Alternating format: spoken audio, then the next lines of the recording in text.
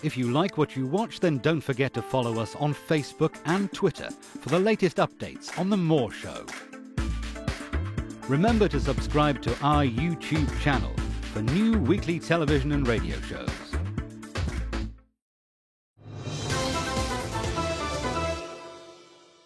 Reverend Steve Brady is the principal of Moorlands College. Steve is involved in lecturing, specialising and thoroughly enjoying teaching New Testament and Greek. Prior to college life, Steve has served as a pastor in Birmingham, Leicester, East London and Bournemouth. Well, I'm currently sat here with Steve Brady and we're going to discuss his latest book, The Incredible Journey from Christmas, from Genesis to Jesus. Steve, welcome to the show. I'm delighted to be here, Kevin. So Steve, I've briefly gone through the book and it's a really, enjoyable Christmas book with a lot of Christian values in there. Yes. How would you summarise the book? Well, I've called it The Incredible Journey because, in a sense, that's the whole story of the Bible. It is a story. In my background, when I first read the Bible through when I was just a teenager, and the reason for reading it through, I've got to be honest, was not religious. It was because of my football fanaticism for my beloved Everton, where I was born as a child. So we joke in Liverpool, we have two great football teams, Everton and Everton Reserve, so you can change them around to Liverpool and Liverpool Reserves. And reading the Bible through, initially I couldn't make head nor tail of it.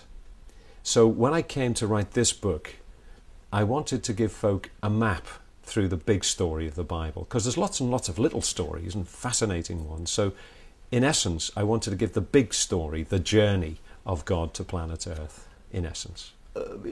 Because, the way I see Christmas nowadays is we seem to have lost what the real meaning was of Christmas as such. I mean, what is the meaning of Christmas in your opinion, Steve? Well, my opinion is probably as good as anybody else's, really. But as a committed Christian, I want folk to know what the Bible actually teaches, what historic Christian faith has stood for. And in essence, Christmas, despite all the tinsel and everything else, is primarily and supremely about the coming of God to planet Earth. That is, in a nutshell, the heart of it. But, of course, around that, there's lots of other things too. Yeah, because from the sort of research I've done on the background of Christmas, it came initially from the Roman Empire, didn't it? When Christianity was in its 5th century of becoming the mainstream religion in Rome. They then converted what was maybe a pagan festival into the festival for Christ. Yes. Yet, certainly in terms of dates, I don't think any Christian thinker would want to nail his or her hat on the 25th of December. This was, in background, a winter festival, a pagan festival. But I think it's a reminder of how, as Christianity grew, it wanted to take the culture for Christ as well. We had a lot of debates about keep religion private and keep it out the public square. But the early Christians wanted to make a statement that the whole world belongs to Jesus. And therefore, rather than just kicking into touch, dates like 25th of December and Roman festivals, they said, no, there's another way to understand this. Let's grab these and say, let's give them a Christian positive spin. And rather than taking something away from folks, say, no, there's a better way to understand this. And that is, it's all about the coming of God in Christ. So we can celebrate, light and coming into darkness and the turn of the year and everything else, and hope. That's right. So that's one way to read how, some folks say, oh, it's all pagan. And of course there's stuff around that. You think, why do we need that stuff, all the tinsel and everything else? But at heart, it's about the coming of Christ. So we don't need to be worried about the sort of date as such. I mean, the 25th of December, like you say, is probably not the correct date. It's probably more September. Yeah, or even May. Nobody knows for sure. No one knows for sure, yeah. And in a sense, perhaps that's helpful. But I've been in parts of the world where I've celebrated Christmas on the 25th of December, and where they sing in the Caribbean songs like I'm dreaming of a bright Christmas, because they're not going to get an awful lot of snow, But it's what it's really driving at and what it's about. And it's very easy amidst all the commercialization and everything else to miss the central message. Well, that's the problem, isn't it? I mean, you look at the commercialization of it nowadays. Yeah.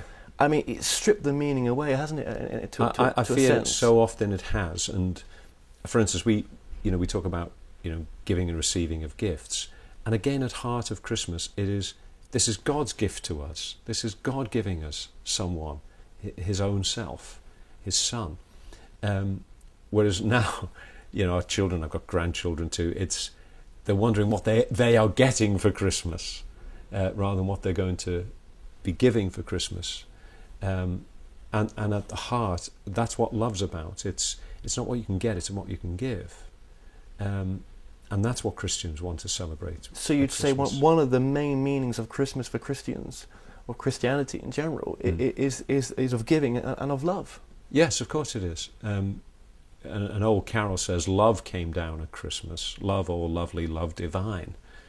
One of the first things I remember when I was about 10 or 11 years of age, being a choir boy, the only thing really I think I remember from the little church I used to go and sing in was a big statement across the back of the church: "God is love." I didn't know it was a Bible verse, but in essence that's what it's about. And love, real love, is about giving before it's about getting. And so it's not selfish, it's not proud, it doesn't insist on its own way, says that famous passage on 1 Corinthians 13 on love. And this is God's kind of love. It goes out of itself. And being of service, in a sense. Indeed. And so right at the heart of the gospel, Jesus says He, as the Son of Man, didn't come to be served, but to serve, and to give His life as a ransom for many. Do you think that love is unconditional? Well, God's love is, in that sense, unconditional. He's giving us, but of course, it's one thing to offer love. I also have to receive it. Well, of course, yeah. So it can be rebuffed and rejected. So the Gospel of John, for instance, tells us that Jesus came to His own, but His own didn't receive Him. But then He adds, positively, but to as many as received Him, to them He gave the right to become children of God. So, do you think it's a shame, though, in some schools nowadays they've lost the true meaning of maybe what the Sunday schools would have taught at one point, yes, of the true meaning of Christmas as well? Because obviously to the kids nowadays it's all about Santa Claus or Saint Nick, and there's a history behind that as well, isn't there? Yes. Oh yes, that's very possible. I was at the closing down ceremony also of my junior school, and I bumped into folk I hadn't seen for 40 or 50 years. Really frightening. You look at them and you think, boy, if we've all aged so badly, we're in big trouble. That's it. But I bumped into the minister's son of a little Sunday school at the top of my road, inner city Liverpool, and we were talking about the impact that Sunday school, with the hundreds of children in that tough post-war inner city community, all the good it did in giving right and wrong and everything else and values. We weren't bothered by feral youth, as sometimes and sadly and often unjustly young people are written off. But there was a value system, and when Christmas came round, we knew what it was about. We knew it was to do with Jesus. Whereas there are some places where you would not get the impression that it was anything to do with the coming of the King, and that's what Christianity affirms. Do you think, obviously, people celebrate Christmas in the sense of it's bringing the family together, it's sharing of presents, and giving back to each other. Yes. Do you think you need to be Christian to really have a good Christmas, or do you think it's obviously it's a bonus as such to have that Christian faith and to celebrate Christmas? Well, I think what's happened is that Christmas has become incredibly secularized. So everybody wants to jump on the bandwagon and have a good time and a beano around Christmas. So if one doesn't believe, then there's nothing to stop one still having a party and having a good time. But it would be a tragedy to go through the Christmas season and not ever know what it's really all about. You see the mistletoe and the wine, to quote a well-known song, but you don't get to the heart of what and why this Christmas event matters. Because Christians believe in the coming of Jesus, God is beginning to make all things new. Is there hope for the world? And what a shame to go through, falling out and getting drunk and celebrating you know not what, without knowing that there is someone who's come to change the world for good forever. Just acknowledging the Christ consciousness in a sense, just to, if you're not religious, and just to see the good that Christ did, and the purest form of love that he was, just to see some of the finer qualities of that, and whether you want to be, whether that leads to other things or not, surely that's got to be a positive thing. Yes, and I think that's probably why a lot of folk who are not through the year necessarily, quote, religious, still want to go to cathedrals and churches and join in carol services. Even Richard Dawkins wants to do that, and I understand why, because it's part of our cultural heritage. That's so right. I mean, at Christmas it seems to bring everyone to the churches, doesn't it? Well, loads of folk do pile on in. Just locally where I live here down in Christchurch, if you want to go to the local priory, you better get there an hour before the service, because it is packed again and again. And that will be replicated throughout the whole nation, really.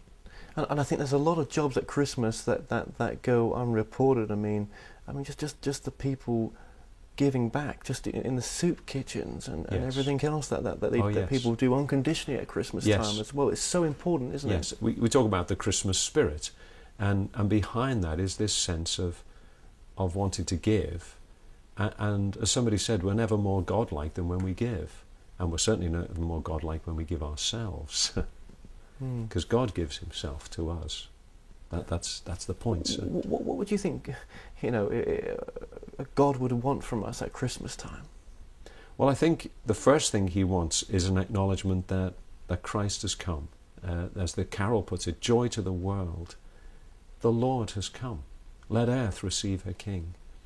And the second thing I think he wants off the back of that then is not only an acknowledgement of his coming, but a reception into our own hearts and lives of Christ himself as the hope of the world. To quote the verse I mentioned before, to as many as received him, to them he gave the right to become children of God. I certainly know from my own journey to faith, Christ coming personally into my life as a living reality brought hope where I didn't know why I was here or where I was going, and a sense of purpose and peace. I mean, who doesn't need those things? And if they are on offer from God himself, then wouldn't it be tragic to find by Christmas evening, the only unwrapped present in your home, the only unopened present in your home is the Christ himself. And yet Christmas after Christmas, the parcel of God's forgiveness and welcome and new start is sometimes just inadvertently left somewhere behind the Christmas tree. But then Christmas for some people isn't always the easiest of times, is it? Oh no. And for those on their own right now watching this, yes. And what message would you have for those? Well, the first thing is you don't need to be on your own very often. There's loads of churches and organisations who work their socks off so you don't have to be alone at Christmas. We have an aged relative. We're going to make sure he's not alone at Christmas. He's with us. So if you're in that position, don't despair. Get in touch with one or two of your local organisations, and you'll often find they're putting on events so you don't have to be at home and all by yourself at Christmas. It is a tragedy. And I know when I've been minister of various churches, we've worked really hard to make sure nobody need be at home. I remember a little lady, quite a character, probably about 4'6" tall, and just an amazing East End character and a half, and a police sergeant in the church I served. The only way he could get her to Christmas dinner, and she was in her 80s, was to talk her, because his car had broken down, onto the back of his light police motorcycle and take her halfway across East London, hanging on for dear life, so she wasn't alone. And we don't have to make those differences sometimes. It can just start with one person, can't it? Yes, one person can make a great difference, and sometimes others then think, hey, that's a good idea. Maybe I could have, Florrie across the road, or poor old Jimmy who's just lost his wife.